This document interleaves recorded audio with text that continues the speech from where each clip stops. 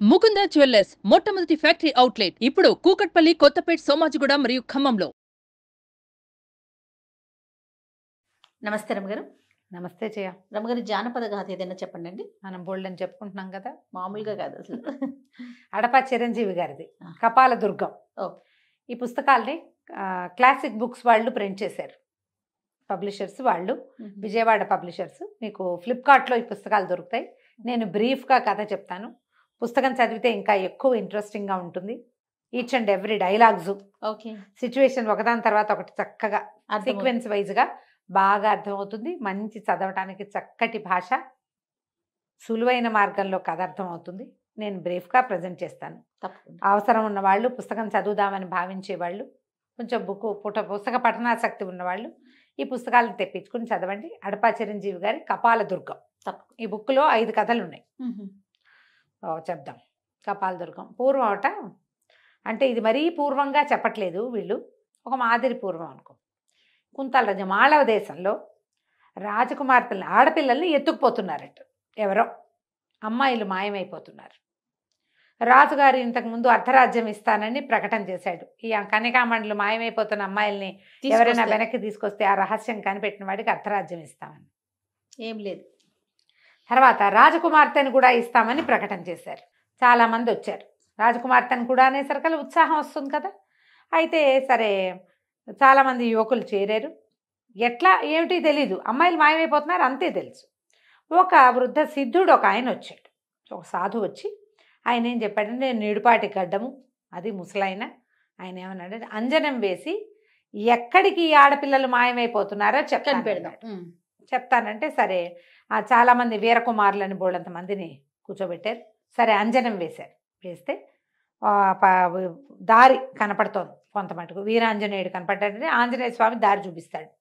ముందుకెళ్ళేసరికల్లా ఓ పెద్ద మర్రి చెట్టు, ఓ బ్రహ్మరాక్షస అనగానే అబ్బాయి చూస్తున్నవాడు, అంజనం నుంచి చూస్తున్నవాడు భయపడిపోయి మానేశాడు. కేవమ్మని కేకలు పెట్టాడు, బ్రహ్మరాక్షస బ్రహ్మరాక్షస అంటే అయిపోయింది. కేవలం ధైర్యస్తులకే అంజనం కనపడుతుంది. వీరాంజనేయుడు దారి చూపిస్తాడు. భయపడే భీరువులకి ఆంజనేయ స్వామి ఏం చేయలేడు. అనేసరికల్లా ఈ జనంలో నుంచి, నిలబడిన కుర్రాళ్ళలోంచి ఒక కుర్రాడు వచ్చాడు, అమరసింహుడు.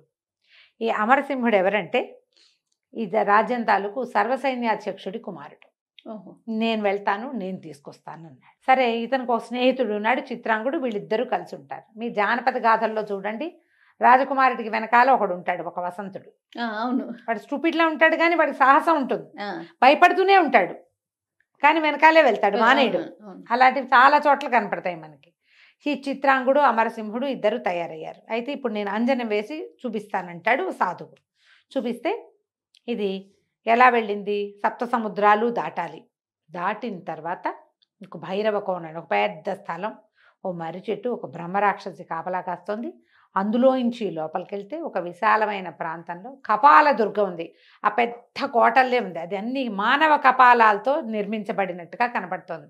ఆ కోట గోడలు మానవ కపాలాలు పక్కపక్కన పెడితే, కపాలం అంటే తలపుర్రె, కపాలం అంటే తెలిసిందే కదా, మానవుని పుర్రెలతోటి తయారు చేయబడిన దుర్గం. దుర్గం లోపలికి ఎంటర్ అవ్వాల. ఓహో, ఇదంతా వెళ్ళాడు, లోపలికి ఎంటర్ అనేట్లా. అప్పుడు ఈయన ఏమన్నాడంటే, ఆంజనేయ స్వామి దారి చూపిస్తున్నాడు వీళ్ళకి ఇక్కడ దాకా. తర్వాత ఈయన పవర్ పనిచేయట్లా. అక్కడ ఏదో పటిష్టమైన మంత్రకట్టు ఏదో ఉంది. కట్టు కదిలిస్తే ఆంజనేయ స్వామి లోపలికి వెళ్ళిపోతాడు. మంత్రకట్టు కదిలించాలి. ఇప్పుడు ఈ కపాల దుర్గానికి వెళ్ళే దారి తెలిసింది క్లియర్గానే. 7 సముద్రాలు దాటాలి, ఎట దాటాలో తెలియదు. సరే, ప్రయత్నం చేస్తామన్నాడు. అమరసింహుడు ఏం చెప్పాడంటే, నేను తప్పకుండా వెళ్తాను. ఒకవేళ అమ్మాయిల్ని రక్షించకుండా తిరిగి వస్తే శిరచ్ఛేదమే, అంతే. ఎవరు రాలా ఇప్పటిదాకా వెనక్కి, కానీ శిరచ్ఛేదం చేస్తామన్నారు. దానికి కూడా రెడీ అయ్యాడు. తల్లి కొంచెం భయపడింది, ఇవన్నీ ఎందుకురా ఈ రాక్షసులు, పిశాచాలు, అరణ్యాలు మనకి అంటే. అలాగా ఇంతమంది ఆడపిల్లలు మాయమైపోతున్నారు, ఏదో ఒకటి చెయ్యాలి, సాహసికుడైన వాడు చేయవలసిందేనని ఈ అమరసింహుడు, చిత్రాంగుడు చెరో తెల్లగుర్రం నల్లగుర్రం వేసుకుని బయలుదేరారు. దారిలో వెళ్తున్నారు, అటువైపుకు వెళ్ళటానికి వెళ్తూ ఉంటే సరే, ఒక చెట్టు దగ్గర విశ్రాంతికి ఆగారు. ఏదో తెచ్చుకున్న పదార్థాలు తిన్నారు. తింటే వీళ్ళకి మెలకు వచ్చి, కాసేపు పడుకుని లేచేసరికల్లా మెలకు వచ్చేసరికల్లా ఒక బ్రహ్మాండమైన గండభేరుండం. వీళ్ళు సముద్రం దాకా వెళ్ళారు. సముద్రం దాటడం ఎట్లాగో వాళ్ళకి తెలియటల్లా. అది సముద్ర తీరంలో ఉన్న ఒక అడవి. ఒక గండభేరుండం, ఒక రాక్షసి మొసలి లాంటిది, ఏమంటారు మన డైనోసార్ లాంటిది, దానికి 2 కొమ్ములు కూడా ఉన్నాయి. అది దీన్ని యుద్ధం చేస్తున్నాయి. గండభేరుండ పక్షి అంటే గండభేరుండం అనేది మనకి విడిగా ఎక్కడ కనపడుతుందో మనకు తెలీదు, కథల్లో మాత్రం బాగా బాగా కనిపిస్తుంది. వింటాం. చాలా పెద్దది, అది మానవ భాష మాట్లాడగలదు, ఎంత ఎత్తైనా ఎంత దూరమైనా ఎక్కడికైనా తీసుకెళ్ళగలదు. ఓ పక్కన చెట్టు మీద గండభేరుండం పిల్లలు ఉన్నాయి, అవి కెయ్యో మొర్రో అని అరుస్తున్నాయి. ఈ గండభేరుండం వీర లెవెల్లో యుద్ధం చేస్తుంది. అయితే చూస్తుంటే ఇతనికి ఏమనిపించింది అమరసింహుడికి, గండభేరుండం పక్కనే న్యాయం ఉంది. ఆ రాకాసి బల్లి బహుశా ఈ పిల్లల్ని తినడానికో ఏదో వస్తుంది, అందుకే పిల్లలు అరుస్తున్నాయి అని చెప్పి సహాయం చేద్దామని గండభేరుండం గుడ్లు తేలేసే టైంకి వీళ్ళిద్దరూ ఎంటర్ అయిపోయారు. ఎట్లా కొట్టినా దాని నోట్లోంచి మంటలు వస్తున్నాయి, ఒంట్లోకి కత్తి దిగదు. నానా తంటాలు పడి కొమ్ములు విరిచేసేసరికల్లా అది కాస్త చచ్చిపోయింది. వీళ్ళు ఏం చేశారు, కాస్త నీళ్లు తెచ్చి గండభేరుండం మొహం మీద పోసి గండభేరుండాన్ని సేద తీర్స్తే ఆమె సంతోషించింది గండభేరుండం. దీంతో చాలా బాధలు పడతాం, ఇప్పటికి ఎంతమందో నిన్ను పిల్లలను తినేసింది, మళ్ళీ పిల్లలు పెరిగే సమయానికి వచ్చింది, మీరు చాలా మంచివాళ్ళు, నాకు సహాయం చేశారు, మీకు ఏం కావాలో చెప్పండి చేస్తానని. మానవ భాషలో మాట్లాడేసరికి సరే గండభేరుండాన్ని ఏమడిగారు, 7 సముద్రాలు దాటించాలి. 7 సముద్రాలు అంటే 7 సముద్రాలు కదా, అవి ఒకచోటే ఎందుకుంటాయి, కథ అంతే దాటించాలి, సముద్రాన్ని దాటించమని అడిగారు. అడిగితే గండభేరుండం సరే పిల్లలకి ఏదో తిండి పెట్టి ఇది కొంచెం కోలుకున్నాక వీళ్ళని ఎక్కించుకుని సముద్రాలు దాటుతుంటే ముందు 2 సముద్రాలు దాటేసింది, 7 ఉన్నాయి లైన్గా. అవి 3వ సముద్రం దాటుతుంటే కింద ఒక రాజ్యం కనపడింది, పిట్ట పొరుగు లేదు, ఊరంతా బాగుంది, అంత కోటలు, ఇళ్ళు, వాకిళ్ళు, తొట్లు, తోటలు, దారులు క్లియర్గా కనపడతాయి, చుట్టూతా పంటలు, కానీ పిట్ట పొరుగు మనుషులే లేరు. ఏమిటి ఇట్లా ఖాళీగా ఎందుకుందంటే ఏమనుకున్నాడు వీడంటాడు, చిత్రాంగుడు ఏమైనా భూతప్రేత పిశాచాల నివాసం ఉంటున్నాయేమో ఇందులో. అంటే ఇది వైశాలి రాజ్యం, మామూలుగా అయితే జనం ఉండాలి, ఎందుకు లేరో చూద్దామంటే ఇతను ఏమన్నాడు, అదేమిటో చూద్దాం ఈ వింత, మమ్మల్ని దింపమన్నాడు. దింపమనేసరికి వీళ్ళు దిగి వచ్చేసరికి ఒక గ్రామస్తుడు ఆ ఊళ్ళో కనపడ్డాడు. ఒకడు, ఏమిటి నాయన ఈ టైంలో తిరుగుతున్నారు, మీరు ఎవరు ఏమిటంటే మేము దారే పోతూ వచ్చాం, ఎందుకు ఈ ఊరు ఖాళీగా ఉందంటే ఒక వింత మృగం సంచరిస్తోంది ఆ ఊర్లో. సాయంత్రం అయ్యేసరికల్లా మా ఎవడికి మూడుతుందో తెలియదు, రోడ్డు మీద ఉంటే అందరికీ మూడుతుంది, అందుకని మేము అందరం ఎవరిళ్లలో వాళ్ళు దాక్కుంటాం, పిట్ట పురుగు రాదు బయటికి, మీరు కూడా రండి అని లోపల తీసుకుపోయారు. ఒక రాత్రి అయ్యేసరికల్లా ఒక విచిత్రమైన మృగం, 3 తలలు అవి ఉన్నాయి దానికి, అది తిరగటం మొదలుపెట్టి, దీనికి కూడా కొమ్ములు ఉన్నాయి. సరే వీళ్ళు ఏం చేశారు, దీని సంగతి ఏంటో చూడాలి. సాహసం అంటే అక్కడేదో పని చేస్తాం కాదు, ఎప్పుడు సాహసంగానే ఉండాలి, నిరంతరం సాహసంగానే ఉండాలి. వీళ్ళు కాస్త ఆ మృగంతో యుద్ధానికి దిగారు. దిగితే చిత్రాంగుడు మంచి జోరుగా ఉన్నాడు, భయం, అమ్మో నాకు భయం, బాబోయ్ నన్ను వదిలేసి వెళ్తావా అంటూ ఉంటాడు, కానీ యుద్ధానికి దిగుతూ ఉంటాడు. సరే ఇద్దరు కలిసి ఆ మృగానికి కళ్ళు పొడిచేసి కొమ్ములు విరిచేశారు. ఆ మృగం పడిపోయి పెద్ద బూడిద కుప్పయి అందులోంచి ఒక అద్భుతమైన సుందరీమణి ఒక ఆవిడ లేచి నేను గంధర్వకాంతని, నాకు శాపం ఉంది, అందుకని నేను ఇలా అయ్యాను, మానవుల చేతిలో మరణం ఉందని మనుషుల మధ్యలో తిరుగుతాను, వాళ్ళు నన్ను చంపేది లేదు, నేనే వాళ్ళని చంపేయటం అవుతుంది అని చెప్పి ఏం చేసింది, ఒక అద్భుతమైన ఉంగరం ఒకటి తన చేతిలో పెట్టింది ఈ అమరసింహుడికి. ఈ ఉంగరం ఎవరు పెట్టుకుంటే వాళ్ళు మాయమైపోతారు, పక్క వాళ్ళకి కనపడరు. ఎలాంటి మాయమంత్రాలు ఈ ఉంగరం మీద పనిచేయవు, ఎంత మాయావి పంజరం ఉన్నా సరే అందులోకి వెళ్ళిపోగలుగుతారు అని చెప్పి ఉంగరం చేతిలో పెట్టింది. సరే మళ్ళీ గండభేరుండం వచ్చింది, వీళ్ళు ఈ ఊళ్ళో ఉన్న వాళ్ళంతా చాలా మెచ్చుకున్నారు. మళ్ళా వీళ్ళు ఎక్కి మన గండభేరుండం మీద ఎక్కేసి బయలుదేరి వెళ్ళి కపాలదుర్గం దాకా వెళ్ళిపోయారు. ఆ కపాలదుర్గానికి యువతలో ఒక మర్రి చెట్టు, అక్కడికి చేరారు వీళ్ళు. అయితే ఏమైంది, కపాలదుర్గంలో వ్యవహారం చెప్తారు. జటాలకుడు అనే ఒక మహామాంత్రికుడు అమ్మ 1000 మంది కన్యలని బలి ఇవ్వడానికి తీసుకొచ్చాడు అక్కడికి. ఆయనకు శిష్యుడు కూడా ఉన్నాడు, శరభుడో ఏదో వాడ పేరు. వాడేమంటాడు, సరే బలికి ఏర్పాట్లు చేద్దాం, అమ్మాయిలందరినీ స్నానాలు చేయించి తీసుకొస్తే అమ్మవారు పలికింది. వాడికి 2-3 రకరకాల శక్తులు ఉన్నాయి, సలహాలు చెప్పేవి. అవి మీరు కనుక మాయల ఫకీరు ఆ సినిమాలు చూస్తే, బాలనాగమ్మ అనంటే అలా తర్వాత పాతాళ భైరవి అవి చూస్తే బోళ్ళని పక్కన వీడికి సహాయం చేసే శక్తులు కనపడతాయి. ఏ ప్రశ్న అడిగినా సమాధానం చెప్పేది, ఎవరిని చూపించమన్నా చూపించేది, అవునవును. అలాంటివి ఉంటాయి. కరాళ కామిని, భూతాళ శంఖిని ఇలాంటి పేర్లు ఉన్నవి. అయితే ఏమైంది, ఈ అమ్మవారు పలికింది ఇతనికి, 1001 స్త్రీలని బలిస్తేనే, కన్యల్ని బలిస్తేనే నీ కోరిక తీరుతుంది. 1000 మందే అయ్యారు అమ్మాయిలు, ఇంకా ఒకటి ఇంకొక అమ్మాయి కావాలి. ఈ అమ్మాయి ఎవరు, ఒక ప్రత్యేకమైన స్త్రీ ఉంది, అదే నీ చావుకి కారణం అవుతుంది. అది కూడా చెప్పింది. ఆమెని కలిపితేనే ఈ బలి పూర్తవుతుంది. ఓహో. కానీ ఆమె నీ యొక్క మృత్యుదేవత. ఉమ్. ఆ అమ్మాయిని తేవడం సులువు కాదు, చంపడం సులువు అసలు కాదు.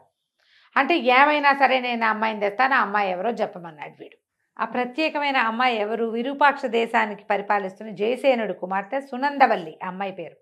ఆ అమ్మాయి 25 సంవత్సరాలకు ఒకసారి వచ్చే ప్రత్యేక పున్నమి నాడు పుట్టింది.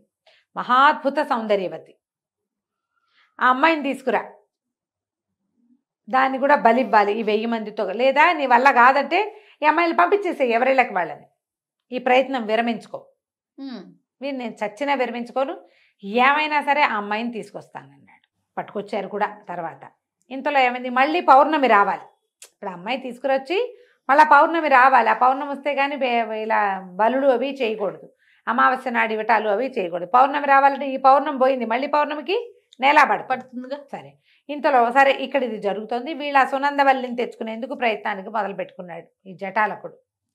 మన అమరసేనుడు, తర్వాత ఏమో మన అమరసింహుడును చిత్రాంగుడు ఇద్దరు, వీళ్ళు ఒక మర్రి చెట్టు దాని దగ్గరే ఉన్న ఈ కపాల దుర్గానికి చేరారు.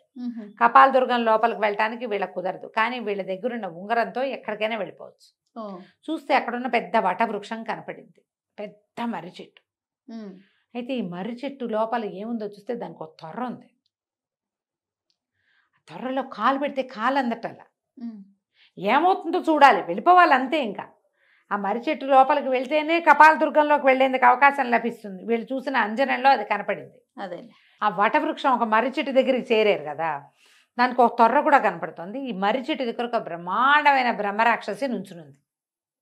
ఈ రాక్షసి బొమ్మని ఇతను ముందే చూశాడు. అందులో రాక్షసుని చూసే భయపడి ఒక యువకుడు మానేశాడు చూడటం అంజనం. కానీ ఇతను ఏం చేశాడు, ఇక రాక్షసు మీద యుద్ధానికి దిగాడు. ఆ కత్తితో ఏం చేస్తున్నా సరే అది చావటల్లా. అయితే దానికి కూడా 2 కొమ్ములు ఉన్నాయి. ఆ కొమ్ములు విరిచేశారు కల్లా రాక్షసిగా చచ్చిపోయింది. యుద్ధం బాగా జరిగింది. ఇద్దరు ఏం చేశారు, ఆ వటవృక్షం మర్రి చెట్టు లోపలికి వెళ్ళటానికి ప్రయత్నం చేశారు. వెళ్తే కాలు పెడితే కాలు అందటలా. మామూలుగా తొర్రలంటే ఎంత ఉంటాయి, ఎంత ఉంటాయి. ఏమైనా సరే మనం లోపలికి వెళ్ళవలసిందే. సరే, అమరసింహుడు ఏం చేశాడు, నేను వెళ్ళిపోతాను, నా వెనకాల చిత్రాంగుడు అన్నాడు, వద్దు వద్దు వెనక్కి వెళ్ళిపోతా, నాకు భయం వేస్తుందండి. భయం వేసిన గీవేసిన ఇంత మటుకు వచ్చాక చేయాల్సింది. ఈ లోపల కాళ్ళు పెడితే ఇక అగాధం ఢామని పడిపోయాడు లోపలికి. కేక వినపడింది. అమ్మో, ఏదో ఒకటి మనం పడుతుంటే కెవ్వుమంటాం కదా, అమ్మోరేమో అనకపోయినా ఏదో కెవ్వుమంటాం అదురుకి. సహజంగా అసంకల్పిత ప్రతీకార చర్య అది వచ్చేస్తుంది. చిత్రాంగుడు కూడా దూకేశాడు అతను వెనకాల, ఈ అమరసింహుడు వెనకాల. ఇద్దరు కలిసి ఎక్కడో పడిపోతే, ఎంత పెద్ద తోట ఉందో కింద, అడవి అది, తోట అనకూడదు దాన్ని. బోలెడని జంతువులు ఉన్నాయి, కుందేళ్లకి కూడా కొమ్ములు ఉన్నాయి. కుందేళ్ళు ఉన్నాయి, తోడేళ్ళు ఉన్నాయి, ఏమిటేమిటో ఒక్కొక్కటి విచిత్రమైన మృగాలు. ఒకదాని మొహం ఇంకో దాని శరీరంలాగా కూడా కనపడుతుంది. బోలెడని మొక్కలు, రకరకాల ఔషధులు, జలపాతాలు, నీరు. వీళ్ళు అలా ఇలా దాక్కుంటూ ఒకదాని వెనకాల వెళ్తున్నారు. పక్కకి ఓపెన్గా వెళ్ళటల్లా, దాక్కుంటూనే వెళ్తున్నారు. ఇంతలో ఎవరో వస్తున్న సందడి వినపడింది. వీళ్ళకి ఏం కనపడింది, మన జటాలకుడు మళ్ళీ వచ్చే నెల హోమం చేయడానికి ఏర్పాట్లు చేయమని చెప్పాడు. ఆ అమ్మాయిని తీసుకొస్తామని. ఈ హోమం ఏర్పాట్ల కోసం ఆ శరభకుడు అనేటువంటి ఆయన తాలూకు అసిస్టెంటు 4 మానవ కంకాళాలు వాటిని వేసుకుని వస్తున్నాడు. అవి ఏమిటంటే అస్థిపంజరాలు, సామాన్లు మోసుకొస్తాయన్నమాట. 4 అస్థిపంజరాలు, శరభుడు.